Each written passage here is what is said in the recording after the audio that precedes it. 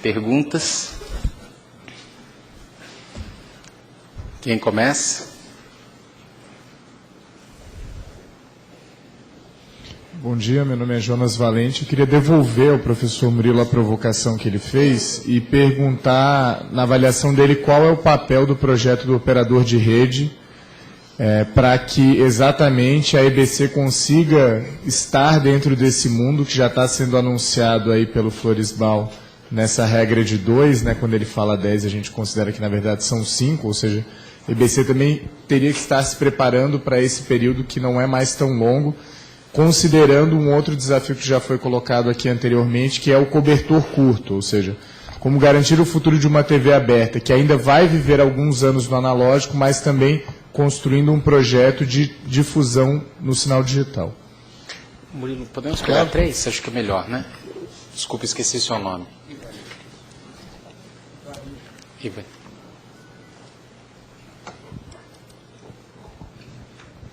Eu só queria... eu acho que tiveram... a exposição foi muito boa, em geral, mas eu fiquei com uma expectativa de que teria alguma coisa mais específica na questão do jornalismo. E digo isso porque eu acho que o expositor chileno colocou muito bem uma questão essencial da comunicação, que é a credibilidade. Eu acho que no jornalismo, fazer jornalismo público, né, acho que a professora aqui também mencionou isso, essa importância do conteúdo, da credibilidade. Eu acho que o presidente do sindicato levantou uma questão de normas e procedimentos, como é que se faz numa empresa pública, que normas, que instrumentos você teria para garantir essa informação, essa informação que é um direito do cidadão, como diz o professor Murilo, numa empresa pública ou privada, né? Mas acho que na pública cabe a nós ter essa responsabilidade maior de entregar essa informação de qualidade com ele, para que ele realmente tenha a soberania de estar bem informado, né? Então, me parece que essa é a questão essencial, a questão de se fazer um jornalismo de qualidade dentro da encomenda, numa casa pública, vai ter credibilidade. E se tiver credibilidade, vai ter audiência. Eu gostaria se os dois palestrantes pudessem falar sobre isso. E a última dessa rodada, Orlando, Guilhom? E falar que o senhor esqueceu de falar o jornalismo de internet, né, que a Agência Brasil faz. Eu queria fazer duas provocações aos painelistas. A primeira, essa linha tênue entre o estatal e o público, que no caso da realidade brasileira, historicamente, né, nunca ficou muito definido quando a gente fala em escola pública, hospital público. O que vem na cabeça do cidadão comum é um pedaço do aparelho do Estado, né? E até hoje, o que define exatamente o serviço público de comunicação? É a sua estrutura jurídica, é a origem de financiamento, é o conteúdo daquilo que a rádio ou a televisão pública está colocando no ar. Exatamente qual é essa definição, né? Porque, no caso, se nós formos absolutamente rigorosos na questão da complementariedade aqui no Brasil, o público mesmo seriam, então, as rádios e TVs comunitárias, né? Porque nós estaríamos encaixados, por exemplo, como estatais, se a gente fosse excessivamente rigoroso nessa conceituação do que é exatamente público. E a outra é um pouco a partir do estudo comparativo entre o sistema público norte-americano e o nosso, aí particularmente para o professor Murilo, como ele vê a realidade de uma PBS, de uma NPR nos Estados Unidos, que não são uma TV pública nem uma rádio pública, né? Não existe nos Estados Unidos uma TV pública e uma rádio pública que falem para todo o país, mas existem duas grandes entidades nacionais que capilarizam toda uma política de investimentos, de fomento e de produção de conteúdos para a televisão e para a rádio. Como é que isso se encaixa num sistema brasileiro que também é muito parecido no sentido que nós não temos uma TV nacional e uma rádio nacional que fale para o país inteiro, mas onde há uma coluna vertebral, que é a EBC, encarregada da construção desse sistema público que necessita tanto de uma rede de televisão quanto de uma rede de rádio.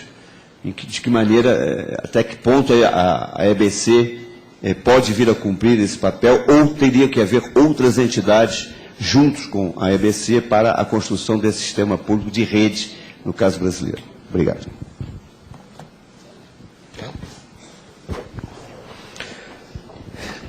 Sobre o operador de rede, Jonas, evidentemente que o operador de rede é absolutamente fundamental no modelo que está hoje, eu acho que ele continua sendo.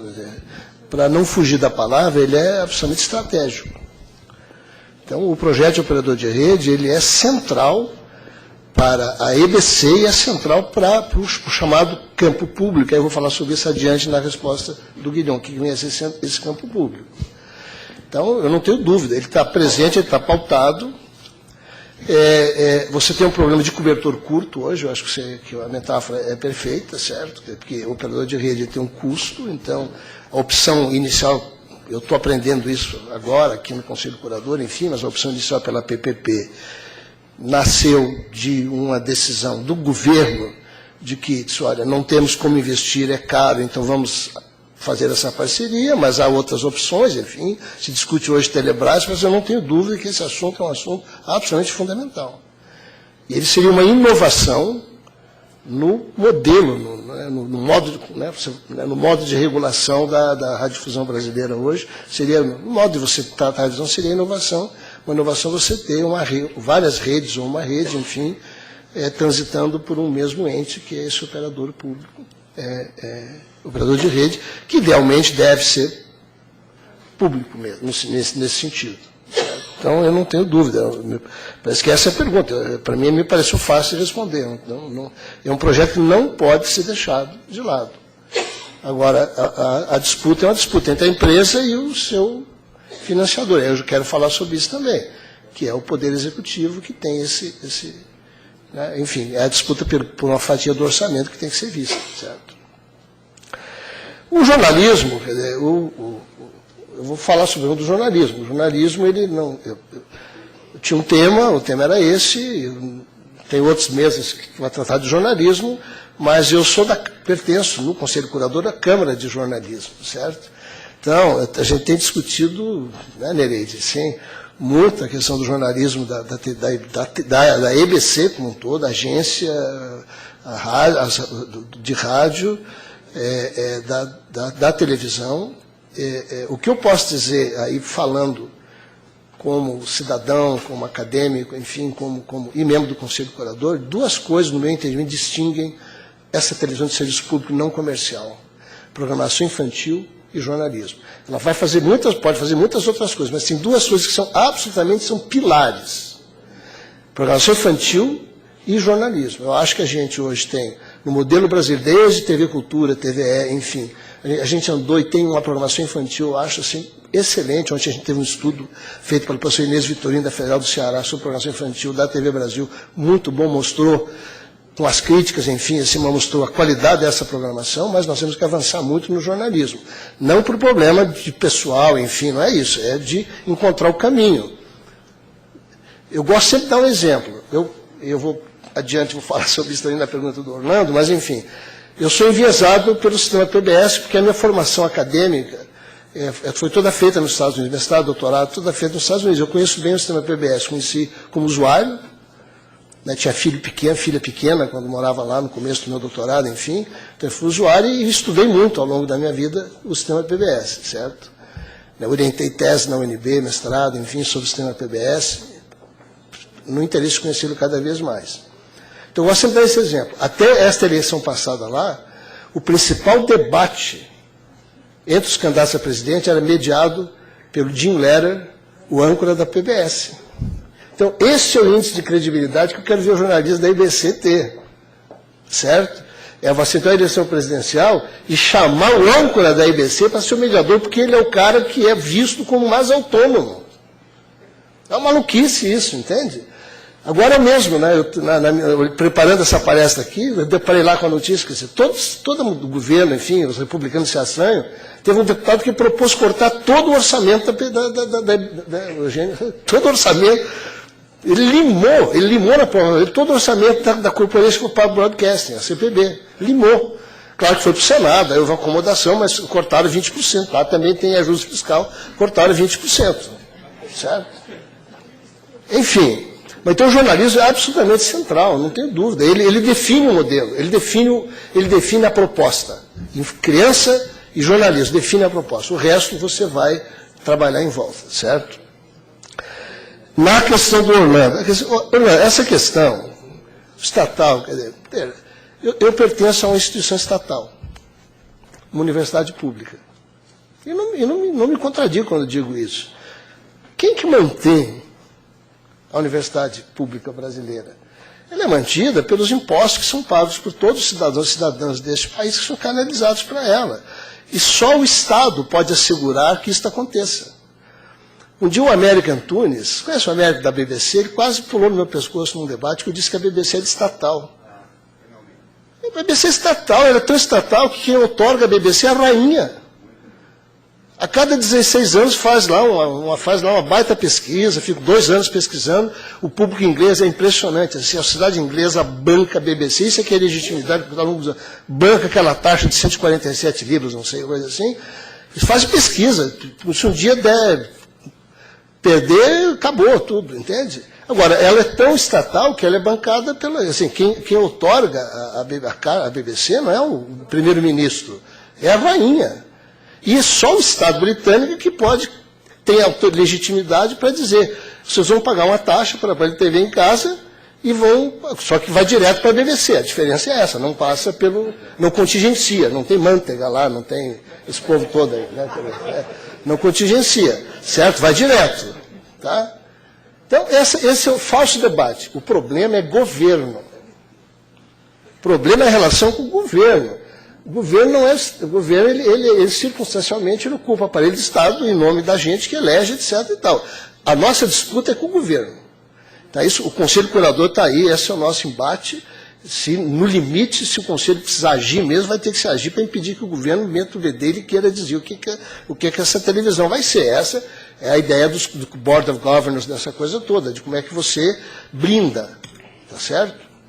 Você veja, nós faríamos há pouco, eu não sei, no meu tempo era quase 50%, não sei, mas entre 30% e 40% do orçamento da Corporation for Public Broadcasting nos Estados Unidos é recurso do orçamento do Tesouro dos Estados Unidos. Então, vem dizer, que história é essa aqui? Que não tem televisão pública no mundo, que não tenha recurso orçamentário, que o Estado não banque via... Não tem, isso não existe. Então, preconizar, né, tem colegas meus no Conselho, acho que preconizar, né, eu não vou abrir esse debate lá, mas enfim, preconizar que você tenha uma televisão pública tão independente que ela não vai depender de recurso do governo, é assinar a carta de morte, é assinar um suicídio. Tem que brigar, sim, Eugênio.